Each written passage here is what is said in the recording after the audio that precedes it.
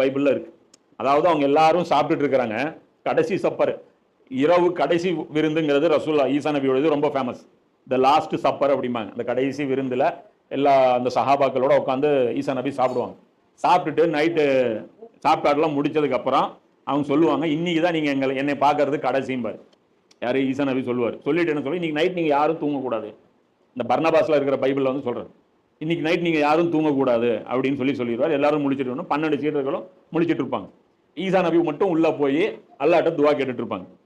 துவா கேட்டுட்டு இருக்கும்போது ரோமர்கள் வந்து என்ன பண்ணுவாங்க, அங்க இருக்கக்கூடிய ஒரு காட்டி கொடுக்கிற யூதாஸ்னு ஒருத்தன் வருவான். அவனும் ஈசா நபியோடைய தூதர், சீடர் தான், முனாஃபிக்னு வச்சுக்கோ.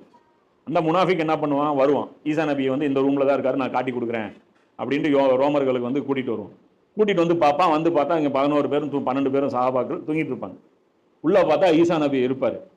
உள்ளதானே இருக்கிறாருன்னு அப்படியே அவன் போவான். ஈசா நபி அப்படியே வானத்துக்கு உயர்த்தப்படுவார். இவனுக்கு ஈசா நபியோட உருவம் கூர்க்கப்பட்டுரும். இந்த 12 பேர் தூங்கிட்டு இருந்தாங்கல்ல, ஒரே நேரத்துல முழிச்சுக்குவாங்க. முழிச்சுட்ட உடனே ரோமர்கள் உள்ள வந்துருவாங்க. இந்த 12 பேரும் என்ன பண்ணுவாங்க, ஈசா நபியை காப்பாற்ற போவாங்க. அப்போ ரோமர்கள் என்ன பண்ணுவாங்க, இதா ஈசா நபி புடி அப்படின்னு சொல்லி எடுத்துட்டு போய் அவரை கொண்டு போய் சிலுவையில் அரைஞ்சு அவருக்கு மரண தண்டனை கொடுத்து சாவடிச்சிருவாங்க. இது பர்னபாஸ் பைபிள் சொல்லக்கூடிய ஒரு வெர்ஷன். ஆனா இன்னொரு வெர்ஷன் என்ன, இவர் என்ன சொல்றாரு, இம்ரான் ஹுசைன் அவர் என்ன சொல்றாரு, அவருடைய உடல் அவங்க வந்து சிலுவையில் அரைஞ்சாங்க. ஆனா அல்லாஹ் என்ன பண்ணிட்டான், அந்த ஆத்மா அவருடைய ரூஹ அல்லாஹ் வந்து வெளியே எடுத்துட்டான். அவங்க கொஞ்ச நேரம் அவங்க உயிர் போற வரைக்கும் தொங்க விடுவாங்க. ஆனா அவர் சாகல.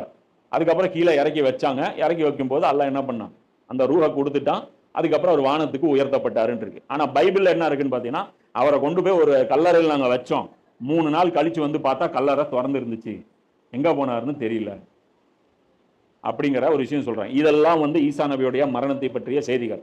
இது நமக்கு தேவையில்லாத ஒரு அணி, புரியுதா? இதுல சர்ச்சை பண்ணிட்டு இது பண்ணிட்டு இருக்க கூடாது. இதுல ஏதோ ஒரு கருத்து சரியா இருக்கலாம், அல்லது எல்லாமே தவறா கூட இருக்கலாம். இது நமக்கு தேவையில்லாத விஷயம்.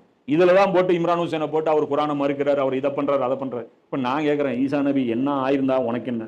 நமக்கு ஈசா நபி மறுபடியும் வருவாரா இல்லையாங்கிறதுல தானே பஞ்சாயத்து. வருவாருங்கிறதுல கிறிஸ்தவர்களுக்கும் மாற்று கருத்து இல்ல, முஸ்லிம்கள்ல யாருக்கும் மாற்று கருத்து இல்ல, புரியுதா? அப்ப அல்லாஹ் என்ன சொல்றான், நான் ஒரு கன்ஃபியூஷன் அவங்கள பண்ணி விட்டேங்கிறான். என்ன கன்ஃபியூஸ் பண்ணான்னு அல்லாஹ் வந்து ரிவீல் பண்ணல. நமக்கு அது தேவையில்லாத ஆணி. இந்த குகைவாசிகள் வரும்ல, 7 பேரா 8 பேரா, 300 வருஷமா 315 வருஷமா 309 வருஷமா, இது மாதிரிலாம் ஏன் இது பண்றீங்க? அதெல்லாம் டிபேட்டு நமக்கு தேவையில்லை. நமக்கு பாயிண்ட் மட்டும் போதும். மொத்தத்தில் அல்லாஹ் அவங்கள குழப்பத்திலேயே வச்சுட்டு